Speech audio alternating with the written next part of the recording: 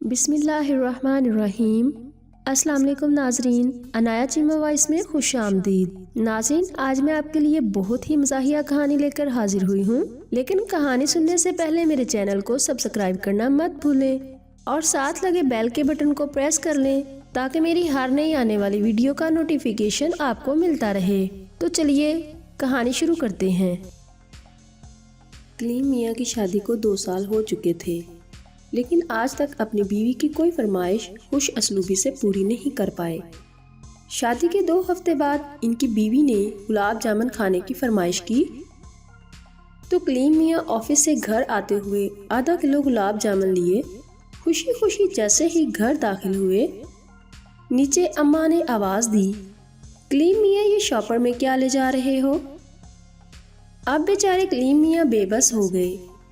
ایک پاؤ گلاب جامن وہیں اللہ کو پیاری ہو گئی۔ خیر باقی کی 1 پاؤ جیسے ہی فرسٹ فلور پر لے کر چڑھے، بڑے بھائی کی بیٹی نے روک لیا، چاچو مجھے بھی دو نا گلاب جامن۔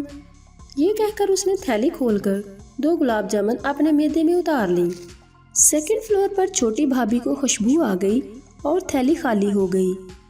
3rd فلور پر جب اپنے کمرے میں خالی ہاتھ داخل ہوئے تو ان کی نئی نویلی دلہن نے خفا ہو کر منہ پھیر لیا۔ کلیم میاں نے پورے 2 گھنٹے گانا گا کر اسے منایا، تب جا کر وہ اس شرط پر مانی کہ اگلے دن کلیم میاں اس کے لیے فریسکو کے مشہور دہی بھلے لے کر آئیں گے۔ کلیم میاں کھلے عام گلاب جامن لانے کا انجام دیکھ چکے تھے، تو اگلے دن کلیم میاں دہی بھلے اپنے ہینڈ بیگ میں چھپا کر گھر داخل ہوئے۔ نیچے اماں ابا سے تو بچ گئے، لیکن 2nd فلور پر پھنس گئے۔ بڑی بھابھی جو اپنے شوہر سے ہر دوسرے روز فریسکو کے دہی بھلے منگوا کر کھایا کرتی تھیں، انہیں خوشبو آ گئی۔ ہائے میرا پیارا دیور کتنا اچھا ہے جو میرا خیال رکھتا ہے، میرے لیے دہی بھلے لایا ہے۔ یہ کہہ کر انہوں نے بیگ میں چھپے دہی بھلے برآمد کر لیے۔ اب کلیم میاں منع کر کے اچھے سے برے تو نہیں بن سکتے تھے، تو خاموشی سے سر جھکائے 3rd فلور پر خالی ہاتھ آ گئے۔ ان کی آج کی کارگزاری سن کر بیوی نے کمرہ غصے سے بند کیا اور ناراض ہو کر سو گئی، اور کلیم میاں بھوکے دوسرے کمرے میں سو گئے۔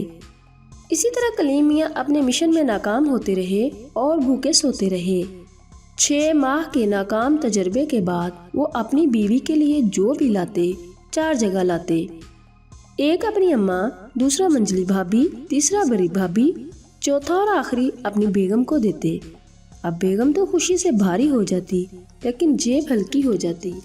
مہینے کے آخری دنوں میں جب بجٹ آؤٹ ہوا تو ان کی بیوی نے حساب مانگ لیا، اور جب سچائی سے حساب دیا تو ان کی بیگم کا پارا چڑھ گیا، جس کے نتیجے میں کلیم میاں کو بخار چڑھ گیا۔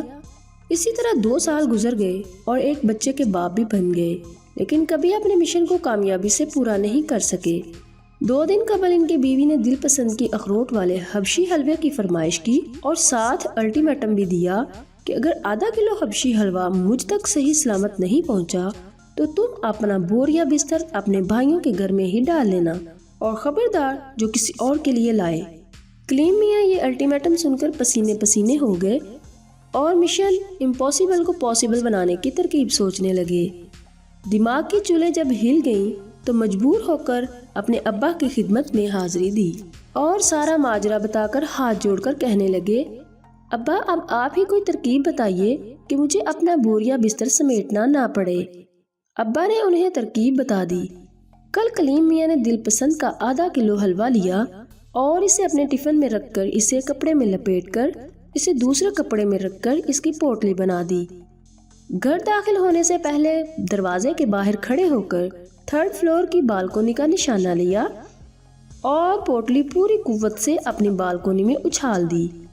کلیم میاں مشن کامیاب ہوتے دیکھ کر خوشی خوشی گھر داخل ہوئے، اماں کی خدمت میں حاضری دی، 1st فلور پر منتظر بڑی بھابھی کو بیگ کھول کر دکھایا، 2nd فلور پر چھوٹی بھابھی کو تلاشی دی، 3rd فلور پر ابا دھلے ہوئے کپڑوں کا ڈھیر اٹھائے چھت سے آتے مل گئے۔ ابا نے اشارے سے پوچھا تو کلیم میاں نے انگوٹھا کھڑا کر کے مشن سکسیسفل کا اشارہ کیا اور گھر داخل ہوتے ہی بالکونی میں گئے، لیکن بالکونی میں پوٹلی نہیں تھی۔